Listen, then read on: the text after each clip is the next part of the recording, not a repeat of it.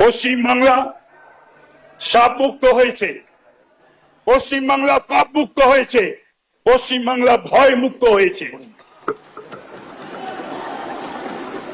যারা যারা হাউসের ভেতরে মাননীয় শোভনদেব চট্টোপাধ্যায় মহোদয় তাকে বলতে হলো, এখানে এক বলতে হচ্ছে, কিছু করার নেই।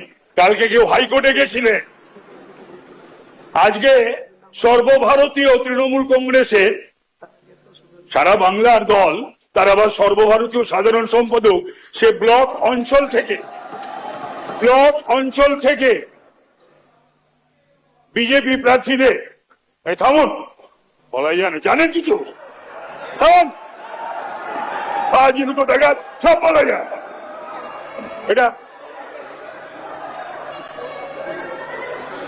ও কিছু হবে না বলে উঠে লাভ নেই, বসো, উঠে লাভ নেই, বসো না, বলতে দিতে হবে। নাম করিনি, সে বলেছিল তাদের হাড়গোড় ভেঙে দেওয়া হবে। আমি বলবো সে যেন এবার বেরোয়, বিজেপি কিচ্ছু করবে না, তার ব্যবস্থা তৃণমূলই করবে, জনগণ করবে। আজকে পোস্টপোন ভায়োলেন্সের কথা এদের মুখে আসে, নির্লজ্জ বেহায়া না হলে পোস্টপোন ভায়োলেন্সের কথা বলে।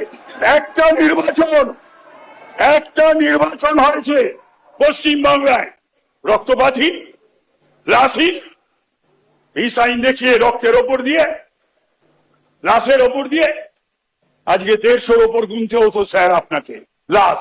বিজেপি যদি এই সরকার আবার ফিরে আসতো, 150-র ওপর লাশ, ঘর বাড়ি জ্বালিয়ে দেওয়া, দোকানপাট জ্বালিয়ে দেওয়া, আর লক্ষ লক্ষ বিজেপি সমর্থক কর্মীরা বাড়ি ঘর দুয়ার পাড়া ছাড়া থাকে।